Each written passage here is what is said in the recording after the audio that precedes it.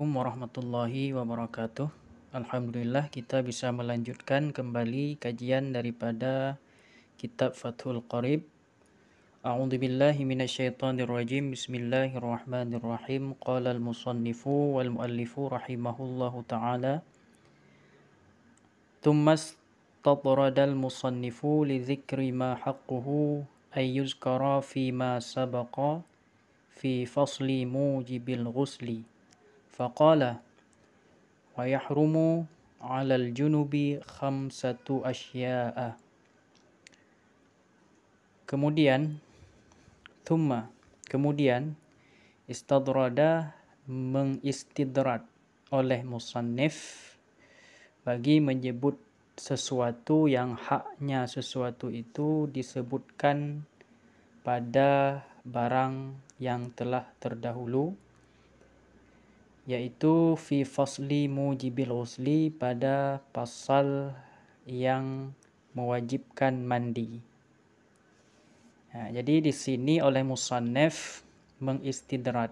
Istidrat itu adalah menyebutkan sesuatu karena ada kesesuaian atau ada keterkaitan. Jadi oleh musannif melakukan istidrat di sini. Seharusnya perkara ini disebutkan pada pasal sebelumnya, yaitu pasal yang mewajibkan mandi. Tapi oleh musannif tidak menjelaskan di sana, tidak menyebutkan di sana, melainkan beliau mengistidratnya di sini. Faqala, maka berkata ianya musannif, wa yahrumu 'alal junubi khamsatu asya'a, dan haram di atas orang yang berjunub oleh 5 perkara. Jadi asya'a tidak kita baca asya'in seperti yang terdhabit di sini. Kenapa? Mungkin saja ini kekeliruan dalam percetakan, karena asya' adalah satu kalimat daripada satu isim daripada isim ghairu munsharif.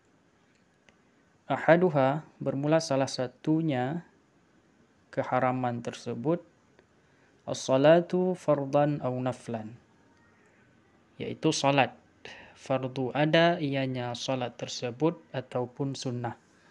Yang pertama yang diharamkan bagi orang yang berjunub adalah melaksanakan salat, baik itu salat fardu maupun salat sunnah. Wasani, dan bermula yang kedua, qiraatul Qur'an, ay ghairu mansukhit tilawah, ayatan kana au harfan. Yang kedua yang diharamkan bagi orang yang berjunub adalah membaca Al-Quran, artinya Quran yang selain dinasahkan tilawah.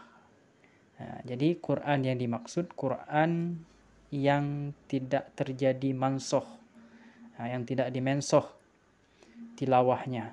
Berarti kalau saja ada ayat yang mansuh, kemudian dibaca, itu berdasarkan ibarah di sini itu tidak diharamkan. Ayat ada ianya Quran ataupun huruf. Jadi membaca Al-Quran itu apakah dia membaca satu ayat ataupun satu huruf daripada Al-Quran. Kemudian sirran au jahran, apakah dibaca secara sir ataupun secara jihar. Itu semuanya diharamkan kalau membaca Al-Quran oleh orang yang berjunub, memang dia itu mengqasad sebagai qiraatul Quran. Wa kharaja bil Quran at-Taurat wal Injil, keluar dengan kata musannif Al-Quran oleh kitab Taurat dan kitab Injil.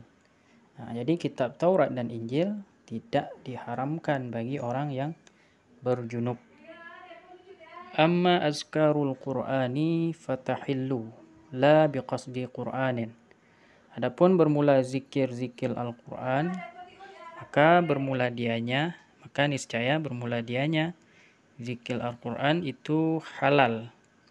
Halal dibaca zikir-zikir yang memang berasal daripada ayat Al-Quran. La biqasdi Qur'anin, tapi bacaan zikir tersebut, zikir yang berasal daripada ayat Al-Quran, dibacakan atau diucapkan oleh seseorang itu bukan dengan qasad Al-Quran, melainkan memang betul-betul dia mengqasadkan sebagai zikir, itu tidak diharamkan. Wassalisu, dan bermula yang ketiga, massul mushafi wa hamluhu min babin aula. Yang ketiga adalah menyentuh mushaf dan menanggungnya, mengangkatnya mushaf. Min babin aula itu sabit daripada bab yang aula.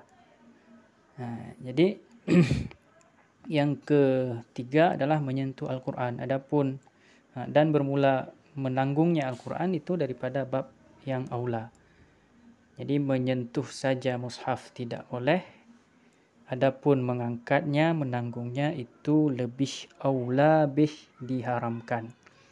Yang keempat, warabi'u at-tawafu fardan aw naflan. Yang keempat, yang haram dilakukan oleh orang yang berjunub adalah tawaf fardan aw naflan, fardu ada ianya tawaf ataupun sunnah. Jadi tawaf, apakah tawaf fardu ataupun tawaf sunnah, itu kedua-duanya diharamkan. Wal khamisu al-lubsu fil masjidi li junubin muslimin illa li daruratin. Dan bermula yang kelima, keharaman bagi orang yang berjunub itu menetap di dalam masjid. Menetap di dalam masjid bagi siapa? Bagi orang yang berjunub yang muslim, kecuali karena ada darurat, ada kedaruratan. Bagaimana contoh darurat? Kaman ihtalama fil masjidi wa ta'azzara alaihi khurujuhu minhu li khaufin ala nafsihi aw malihi. Seperti orang yang bermimpi di dalam masjid. Ihtilam ini bukan mimpi biasa tapi mimpi basah. Seperti orang yang bermimpi dalam masjid dan uzur di atasnya oleh keluar daripada masjid. Keluarnya seseorang daripadanya masjid. Kenapa uzur untuk keluar masjid? Karena dia takut di atas dirinya. Mungkin ada sesuatu yang membahayakan dirinya, yang membahayakan nyawanya di luar. Ataupun ada sesuatu au malihi, ataupun takut di atas hartanya. Maksudnya takut kehilangan hartanya. Mungkin di daerah tersebut banyak perampok atau banyak pencurinya. Jadi kalau ada kedaruratan semacam itu disebut dengan uzur. Jadi yang diharamkan tadi menetap dalam masjid bagi orang yang berjunub yang muslim, kecuali karena darurat. Berarti kalau ada darurat itu dimaafkan. Amma uburul masjidi marran bihi min ghairi muksin fala yahrumu. Adapun berlalu dalam masjid, melewati sekilas saja, uburul masjid, numpang lewat di dalam masjid, marran bihi, hal keadaan berlalu ianya seorang dengannya masjid, min ghairi muksin, daripada ketiadaan menetap, fala yahrum, maka tidak haram. Jadi kalau seseorang yang berjunub itu sekedar lewat saja sekilas sepintas di dalam masjid, berlalu begitu saja dari pintu sebelah kanan masjid keluar dari pintu kiri ataupun dari belakang keluar lewat depan, sekilas berlalu saja, maka itu tidak diharamkan. Bal, akan tetapi bahkan wala yukrahu fil asah, dan tidak dimakruhkan akannya ubur tersebut fil asah, berdasar di atas pendapat yang kuat.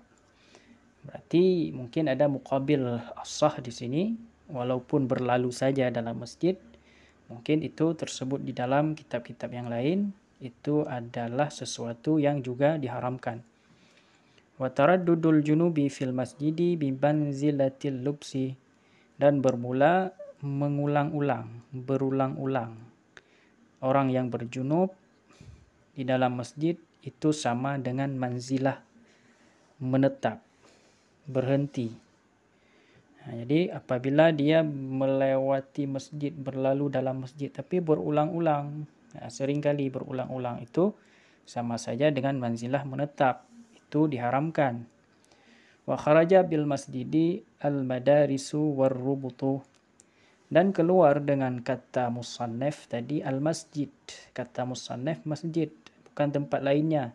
Keluar dengan kata masjid, madrasah ataupun balai-balai, rubut, ribat. Ya, jadi sekian pembahasan kita di kesempatan yang berbahagia ini. Mudah-mudahan dapat dimengerti. Assalamualaikum warahmatullahi wabarakatuh. Wallahu a'lam bishawab.